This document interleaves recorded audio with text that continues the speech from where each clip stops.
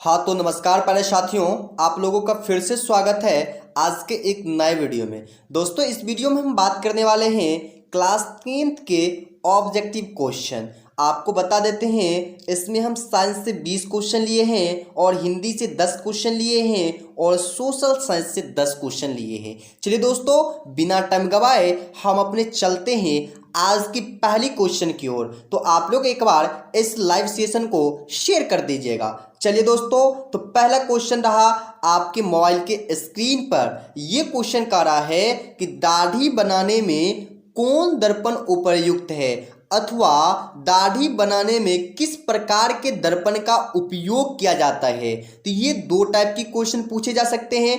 पहला ऑप्शन है option number ए अवतल दर्पण, ऑप्शन नंबर बी समतल दर्पण, ऑप्शन नंबर सी उत्तल दर्पण, ऑप्शन नंबर डी इनमें से कोई नहीं। यहाँ पर ऑप्शन नंबर ए नहीं 1 दिया गया है। तो आप लोग जल्दी से मुझे कमेंट कीजिए कि 1 नंबर क्वेश्चन का आंसर जो होंगे वह ये हो जाएंगे। तो बहुत सारे प्यारे साथी का जवाब आने लगा। चलिए बहुत अच्छा बात है। तो इसका जो राइट आंसर हो जाएगा वह हो जाएगा आप लोगों का ऑप्शन नंबर 3 उत्तल दर्पण। यानी दाढ़ी बनाने में कौन सा दर्पण का उपयोग किया जाता है? तो उत्तल दर्पण। चलिए अगली क्वेश्चन ले लेते हैं। तो बाबू ये रहा अगली क्वेश्चन आपके स्क्रीन पर। यह क्वेश्चन कह रहा है कि गोलीय दर्पण में फोकसांतर एवं वक्रता त्रिज्या के बीच संबंध है। यानी गोलीय दर्पण जो है उसके फोकसांतर एवं वक्रता त्रिज्या के बीच क्या संबंध है? तो पहला ऑप्शन है r बराबर 2f, दूसरा ऑप्शन है r बराबर f/2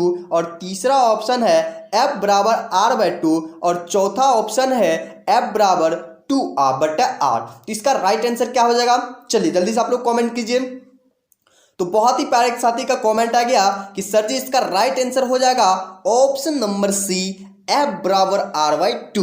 यानी ऑप्शन नंबर 3 जो हो जाएगा वह इसका राइट आंसर हो जाएगा। चलिए अगली क्वेश्चन की ओर चलते हैं। तो अगली क्वेश्चन रहा आपके स्क्रीन पर। ये क्वेश्चन क्या कह रहे हैं? ये कह रहे हैं कि काल्पनिक प्रतिबिंब होता है और इसका पहला ऑप्शन है सीधा और दूसरा ऑप्शन है उल्टा और तीसरा ऑप्शन है दोनों और चौथा है इनमें से कोई नहीं। तो आप लोग फटाफट इस क्वेश्चन का कमेंट में जवाब दीजिए, लाइव चैट में जवाब दीजिए कि काल्पनिक प्रतिबिंब कैसे होते हैं, सीधा होते हैं या उल्टा होते हैं या सीधा उल्टा दोनों होते हैं। तो आपका जो राइट आंसर हो जाएगा वह हो जाएगा ऑप्शन नंबर, चलिए आप लोग बहुत जल्दी, हाँ जवाब आ गया। चलिए बहुत प्यारे साथी का जवाब आ गया। इसका जो राइट आंसर होगा वह होगा ऑप्शन नंबर ए सीधा होते हैं। यानी काल्पनिक प्रतिबिंब कैसे होते हैं? सीधा होते हैं। जो भी बच्चे कंफ्यूजन हो इसका पीडीएफ मिलेगा। तो बच्चों को थोड़ा ही देर के बाद इस जो हम ऑब्जेक्टिव करवा रहे हैं इसकी पीडीएफ भी आप लोगों को मिलेगा। अगर सेशन अच्छा लगता हो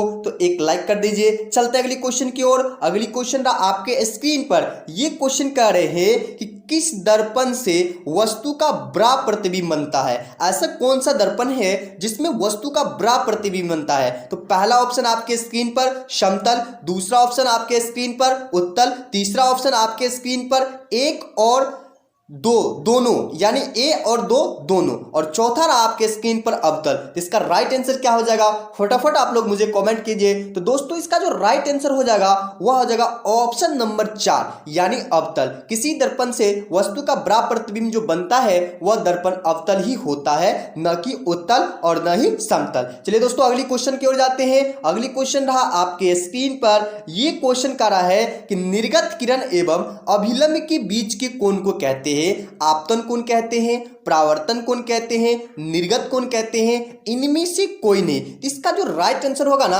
आप लोग जल्दी से जल्दी मुझे कमेंट कीजिए। चलिए हम देखते हैं कितने प्यारे साथी कमेंट आया है।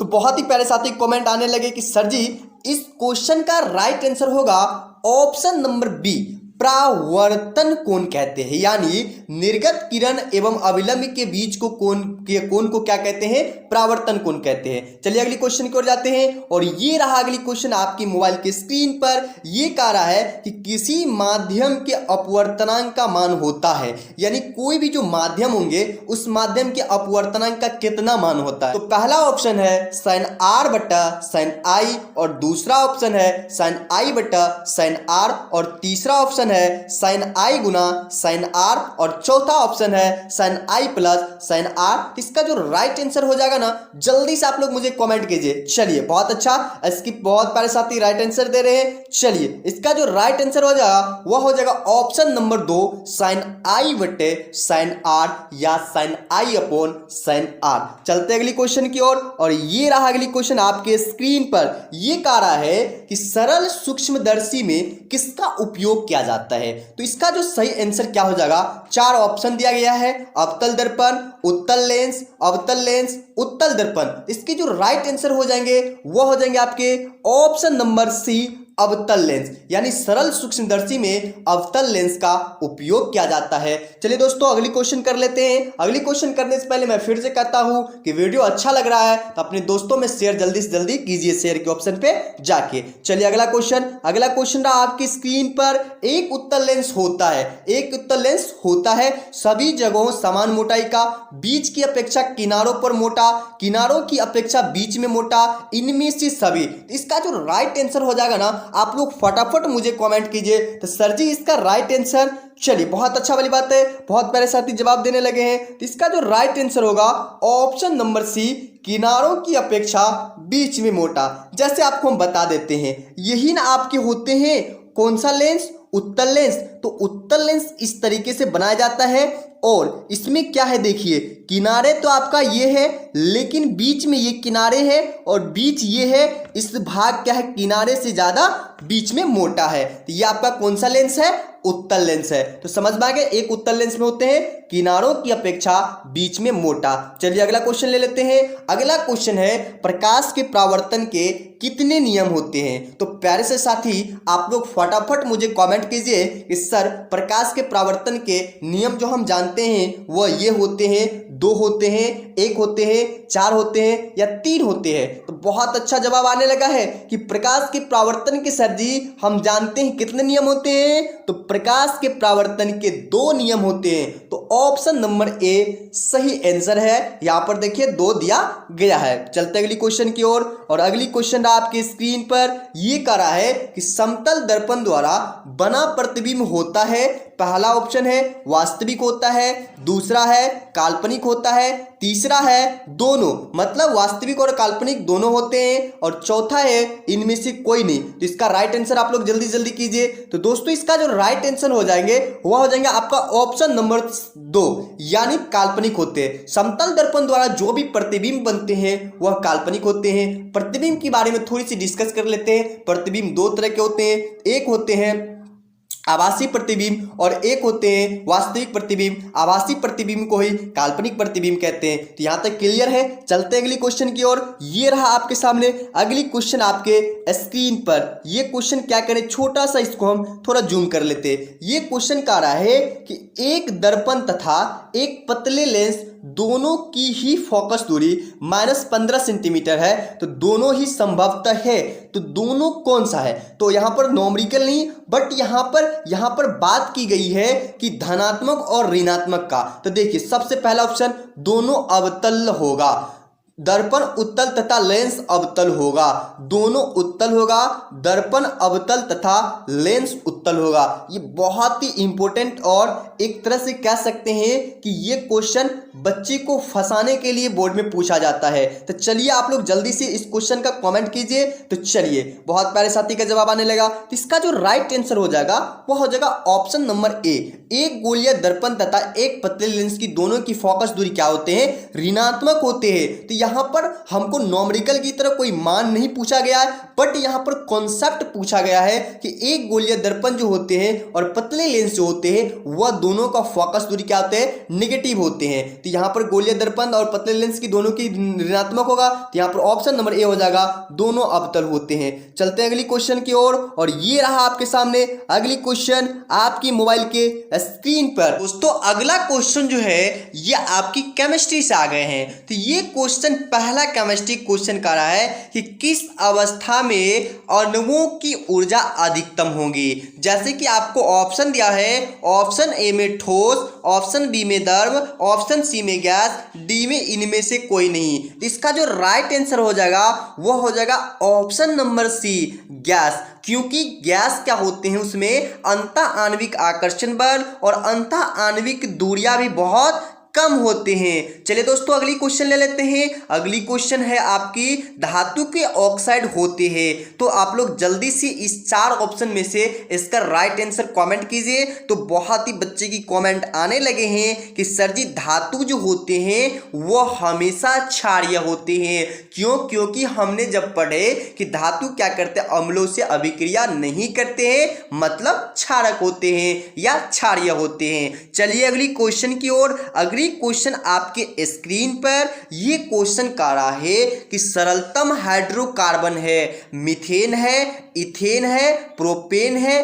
ब्यूटेन है। तो आप लोग जल्दी से मुझे कमेंट कीजिए कि सर जी इसका राइट आंसर आपका हो जाएंगे option number A B C D. तो जल्दी इस 4 ऑप्शन में से कमेंट कीजिए। तो आगे बच्चे की कमेंट की सर जी इसका राइट आंसर हो जाएंगे ऑप्शन नंबर ए, मीथेन। अब क्यों होते हैं मीथेन बच्चों, इसको थोड़ा सा जान लो। जब हम मीथेन की बात करते हैं तो CH4 को हम लोग क्या कहते हैं, मीथेन कहते हैं। इथेन की बात आते हैं तो C2H6 को हम लोग क्या कहते हैं, इथेन कहते हैं। तो यहां पर देखिए, मतलब सबसे छोटा यानी सबसे छोटा कार्बन की संख्या 1 है इन चारों में। तो इसमें जो कार्बन की संख्या 1 है तो यही ना सबसे सरलतम होगा। तो दोस्तों ये क्वेश्चन क्लियर हो गया हो। चलिए अगली क्वेश्चन की बात करते हैं। तो ये रहा अगली क्वेश्चन आपके मोबाइल के स्क्रीन पर। ये क्वेश्चन क्या कह रहे हैं, कह रहे हैं कि कार्बनिक यौगिक में कार्बन की संयोजकता होती है। तो ऑप्शन ए में 2, ऑप्शन बी में 4,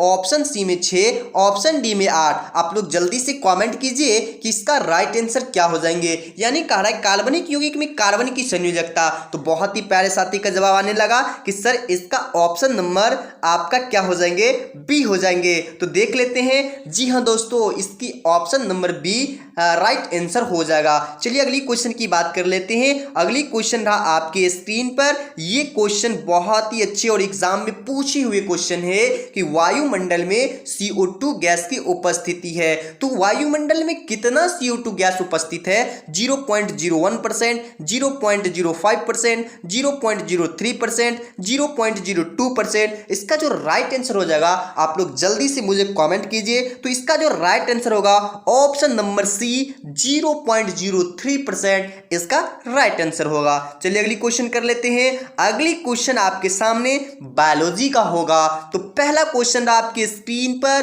रक्त का थक्का बनने में सहायक होते हैं। तो पहला ऑप्शन लाल रक्त कोशिका, श्वेत रक्त कोशिका, रक्त विषाणु, इनमें से कोई नहीं। तो जल्दी से आप लोग इस क्वेश्चन का जवाब दीजिए। चलिए हम देखते हैं कितने प्यारे साथी जवाब दे रहे हैं। तो बहुत ही अच्छा, बहुत प्यारे साथी जवाब देने लगे। इसका जो राइट आंसर होगा ऑप्शन नंबर सी, रक्त विषाणु होगा। तो अगली क्वेश्चन ये रहा आपकी स्क्रीन पर। ये क्वेश्चन कह रहा है कि मछली के हृदय में कितने कोष्ठक होते हैं? तो option number A 2, option number B 3, option number C 4, option number D केवल 1। तो इसका जो राइट आंसर होगा आप लोग फटाफट मुझे कमेंट कीजिए। तो दोस्तों आप लोगों ने जल्दी से जल्दी कमेंट कीजिए, ए होगा, बी होगा, या सी होगा, या डी होगा। चलिए बहुत सारे प्यारे साथी का आने लगे कमेंट, सर जी बी होगा, ए होगा, डी होगा, सी होगा। चलिए अगली क्वेश्चन की बात कर लेते हैं। तो अगली क्वेश्चन रहा आपके स्क्रीन पर। ये क्वेश्चन कह रहे हैं कि कोशिका का ऊर्जा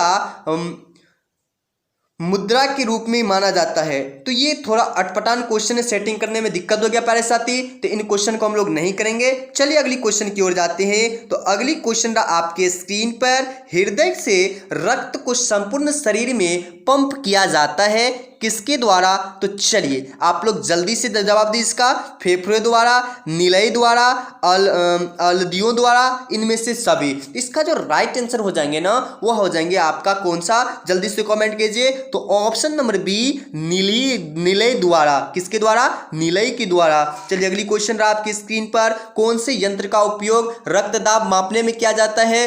तो पहला ऑप्शन बैरोमीटर, दूसरा ऑप्शन मैनोमीटर, तीसरा ऑप्शन सफाई पाइरोमीटर, चौथा रहा इनमें से कोई नहीं। तो इसका जो राइट आंसर हो जाएंगे वो हो जाएंगे ऑप्शन नंबर कौन सा, सी। तो कितने प्यारे साथी सी जवाब दिए हैं, जल्दी से एक बार यस लिखिए। तो चलिए देख लेते हैं किन किन प्यारे साथी ने सी जवाब दिया।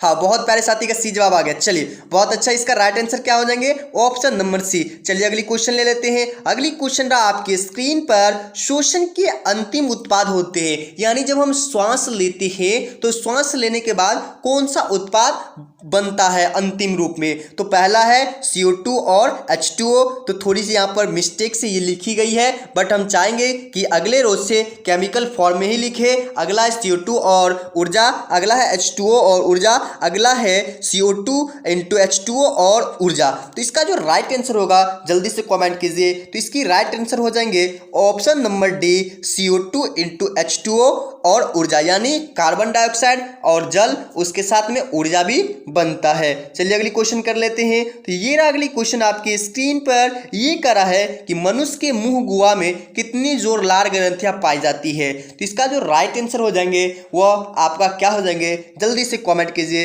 पहला ऑप्शन है 1, दूसरा है 2, तीसरा है 3, चौथा है 4। तो इसका जो राइट आंसर हो जाएंगे वह आप लोग जल्दी से कमेंट कीजिए। तो इसका राइट आंसर हो जाएंगे ऑप्शन नंबर सी, 3। चलते अगली क्वेश्चन की ओर। ये रहा अगली क्वेश्चन आपके मोबाइल की स्क्रीन पर, लेकिन अब आने लगा है हिंदी के मोस्ट इंपोर्टेंट क्वेश्चन। तो हमने देखा फिजिक्स, केमिस्ट्री, बायोलॉजी, अब बात आ गई हिंदी के। चलिए दोस्तों, हिंदी की पहली क्वेश्चन है कि श्रम विभाजन और जाति प्रथा के लेखक कौन है।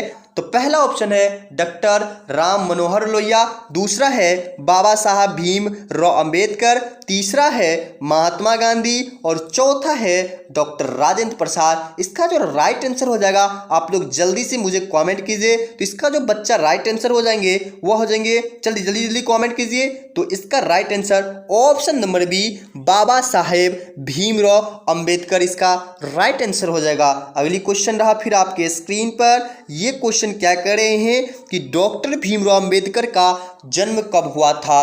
तो आप लोगों को जवाब देना है। आपके सामने 4 ऑप्शन है। ऑप्शन ए 14 अप्रैल 1888, उसके बाद ऑप्शन बी 14 अप्रैल 1889, ऑप्शन सी 14 अप्रैल 1890, ऑप्शन डी 14 अप्रैल 1891। ये बहुत ही ऑब्जेक्टिव जो बनाया गया है, ये बहुत ही क्रिएटिव ऑब्जेक्टिव है। आपकी एग्जाम में इन ऑब्जेक्टिव से जरूर क्वेश्चन आने की संभावना होगी 2021 के मैट्रिक एग्जाम में। चलिए बात कर लेते हैं इसकी राइट आंसर क्या होंगे। आप लोग पहले जवाब दीजिए। तो बहुत ही प्यारे साथी का जवाब आने लगा कि सर जी इसका राइट आंसर हो जाएंगे ऑप्शन नंबर डी, 14 अप्रैल 1891 ईस्वी में हमारे भीमराव अंबेडकर जी का क्या हुए थे, जन्म हुए थे। चलिए अगली क्वेश्चन कर लेते हैं। तो अगली क्वेश्चन रहा आपके स्क्रीन पर, डॉक्टर भीमराव अंबेडकर का जन्म कहाँ हुआ था। ये भी क्वेश्चन बहुत बार पूछा गया है कि डॉक्टर भीमराव अंबेडकर का जन्म कब हुआ और कहाँ हुआ था। तो पहला ऑप्शन है महू मध्य प्रदेश, गोरखपुर उत्तर प्रदेश, डुमराव बिहार, दानकुनी पश्चिम बंगाल। तो कहाँ हुआ था, चलिए जल्दी से जवाब दीजिए। तो बहुत ही प्यारे साथी जवाब देने लगे कि सर जी इसका राइट आंसर हो जाएंगे ऑप्शन नंबर ए। तो इसका जो राइट आंसर है ना दोस्तों, वो ऑप्शन नंबर ए ही है। आपकी डॉक्टर भीमराव अंबेडकर जी का जन्म कहाँ हुआ था, तो महू मध्य प्रदेश में। कहाँ हुआ था, महू एक गांव का नाम था जहां, और वह गांव था मध्य प्रदेश में। चलिए अगली क्वेश्चन कर लेते हैं। अगली क्वेश्चन रहा आपकी स्क्रीन पर। यह क्वेश्चन कह रहा है कि डॉक्टर भीमराव अंबेडकर ने किस पत्रिका का संपादन किया था। तो पहला ऑप्शन है उज्ज्वल भारत का, दूसरा है उराता भारत का, तीसरा है बहिष्कृत भारत का और चौथा है आपका पुरस्कार भारत का। इसका पहले हम देख लेते हैं। 4 ऑप्शन आपके सामने है, आप लोग जल्दी से कमेंट कीजिए। चलिए बहुत अच्छा वाली बात है, कमेंट आने लगा है। तो इसका जो राइट आंसर होंगे ना, ये हो जाएंगे ऑप्शन नंबर सी, यानी बहिष्कृत भारत का। अब अगली क्वेश्चन की बात कर लेते हैं। तो अगली क्वेश्चन रहा आपके स्क्रीन पर, विष के दांत शीर्षक कहानी के कहानीकारक कौन है। ऐसा क्वेश्चन बार बार पूछा गया है। तो इसका जो राइट आंसर हो जाएंगे ना, वो आप लोग जल्दी से जवाब दीजिए। आप लोगों के सामने 4 ऑप्शन डगमगा रहा है, बोल रहे हैं कि मुझे जल्दी से चूज करो, मैं भागूंगा ऊपर की ओर। तो आप लोग जल्दी से जवाब दीजिए। चलिए, बहुत अच्छा वाली बात है। बहुत प्यारे साथी के जवाब आने लगा कि सर इसका राइट आंसर हो जाएंगे नलिन विलोचन शर्मा। चलिए, आप बच्चे जो भी छात्र इस क्वेश्चन का जवाब दिए हैं उसे तहे दिल से मैं स्वागत करना चाहता हूं, काहे कि आप लोग लग रहे हैं कि आज स्टडी करके आए हैं। तो इसका राइट आंसर 5 का क्या हो जाएगा? डी। चलिए अगली क्वेश्चन कर लेते हैं। तो दोस्तों, ये लाइव सेशन कैसा लग रहा है आप लोग जल्दी से मुझे कमेंट कर दीजिए, ताकि मुझे भी और क्वेश्चन लेने की उत्सुक जगे और मजा आए। तो चलिए देख लेते हैं कैसा लग रहा है। अगर अच्छा लग रहा है तो लाइक नहीं किए तो लाइक कर दीजिए, शेयर नहीं किए तो शेयर कर दीजिए, और अभी तक सब्सक्राइब नहीं किए तो सब्सक्राइब कर लीजिए। अगला 6 नंबर क्वेश्चन है कि गिरधर लाल कौन है? तो कासू का पिता है, मदन का पिता है, रजनी का पिता है, शेफाली का पिता है। दोस्तों, ये हिंदी का जो बुक है ना, ये बहुत ही इस चैप्टर में खास करके बहुत मजा आता है कि काहे कि पता है आप लोगों को ये चैप्टर बहुत ही इंटरेस्टिंग चैप्टर है हिंदी का। चलिए बात कर लेते इसका राइट आंसर क्या हो जाएंगे, आप लोग जल्दी जवाब दीजिए। चलिए, इसका राइट आंसर हो जाएगा ऑप्शन नंबर सी, यानी आपका रजनी का पिता था कौन? गिरधर लाल। चलिए अगली क्वेश्चन कर लेते हैं। इसका राइट आंसर सी हो गया। अगला क्वेश्चन है भारत से हम क्या सीखे के रचनाकारक कौन है? यानी भारत से हम क्या सीखे, इसका जो रचना किया है वह रचनाकारक कौन है? तो इसका देखिए 4 ऑप्शन दिया गया है, विवेकानंद, मैक्स मूलर, रविंद्रनाथ ठाकुर, दयानंद सरस्वती। तो इसका जो राइट आंसर हो जाएंगे वह हो जाएंगे आपका, जल्दी से कमेंट कीजिए। तो इसका जो राइट आंसर हो जाएंगे वो हो जाएंगे आपका option number B, Max Muller. Max Muller ने ही लिखे थे भारत से हम क्या सीखे। चलिए दोस्तों अगली क्वेश्चन कर लेते हैं। अगली क्वेश्चन रहा आपकी स्क्रीन पर, मैक्स मूलर का जन्म कब हुआ था? ये वेरी वेरी इंपॉर्टेंट क्वेश्चन है, ये एग्जाम में बार बार पूछा जाता है। तो पहला ऑप्शन है 6 सितंबर 1827 और बी ऑप्शन है 6 अक्टूबर 1823 और सी है 6 नवंबर 1823 और डी है 6 दिसंबर 1823। इसका राइट आंसर कीजिए।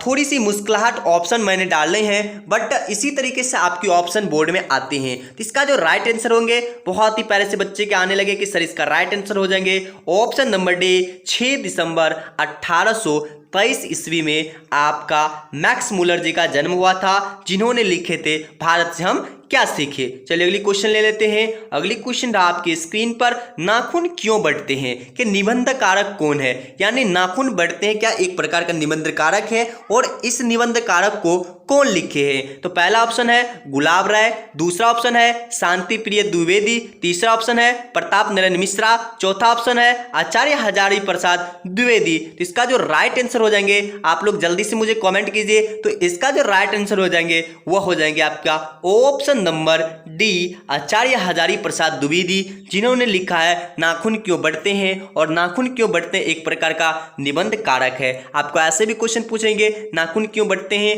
निबंध कारक है, कविता है, लेख है, बहुत सारा ऑप्शन दे देगा, तो आप लोग को मारना है कि ये एक प्रकार का निबंध कारक है। चलिए अगली क्वेश्चन बात कर लेते हैं। तो अगली क्वेश्चन आपके स्क्रीन पर, हजारी प्रसाद द्विवेदी जी का जन्म कब हुआ था? ये आपको हुए थे 1905 ईस्वी में, या 1907 ईस्वी में, या 1909 ईस्वी में, या 1911 ईस्वी में। दोस्तों इस क्वेश्चन का जल्दी से आप लोग जवाब दीजिए। दोस्तों मैं प्रत्येक दिन आपके लिए शाम 8:30 बजे रोजाना लाइव क्लास लेकर आता हूं, तो आप लोग रोजाना मेरे साथ जुड़कर इस बहुत ही बेहतरीन तरीके के ऑब्जेक्टिव को कर सकते हैं। चलिए अगली क्वेश्चन, इस क्वेश्चन का राइट आंसर क्या हो जाएंगे? तो इस क्वेश्चन का राइट आंसर हो जाएंगे ऑप्शन नंबर बी, यानी कितना 1907 ईस्वी में हजारी प्रसाद द्विवेदी जी का जन्म हुआ था।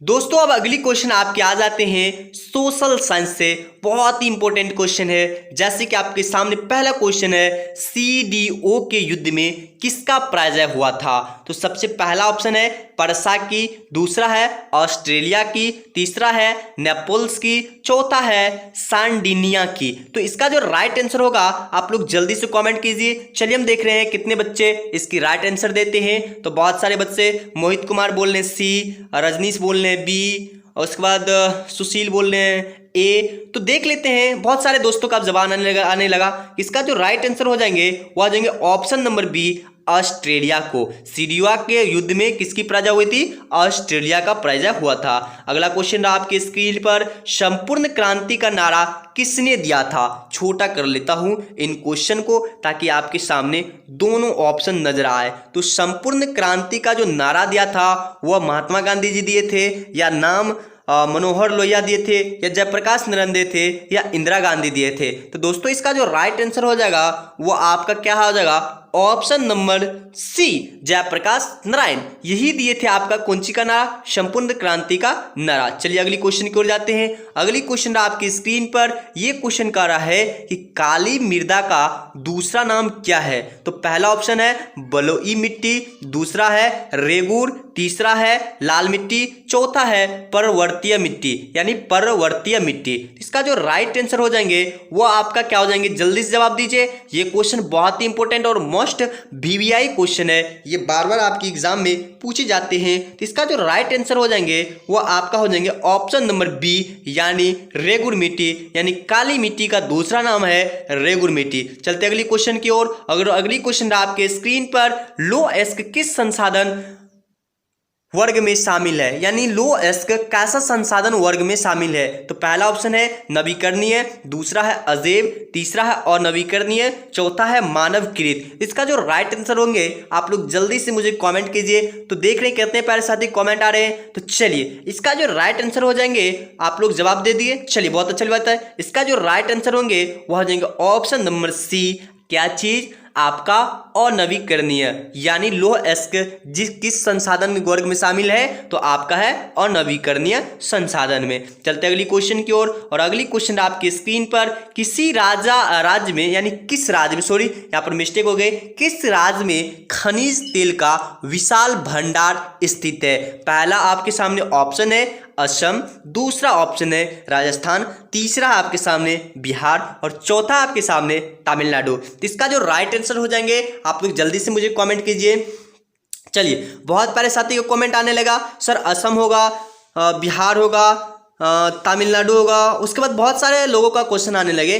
एक्चुअल में जान लीजिए बिहार में तेल का कोई विशाल भंडारण है ही नहीं, सबसे पहला चीज है। तो इसका जो राइट आंसर हो जाएंगे वो आपका हो जाएगी ऑप्शन नंबर ए, यानी कौन सी, असम। तो अगले क्वेश्चन आपके स्क्रीन पर अगले क्वेश्चन का है कि यंग यूरोप की स्थापना किसने की थी। तो पहला ऑप्शन है बिस्मार्क ने, दूसरा है मैजनी ने, तीसरा है गेरिबाल्टी ने और चौथा है काबूर ने।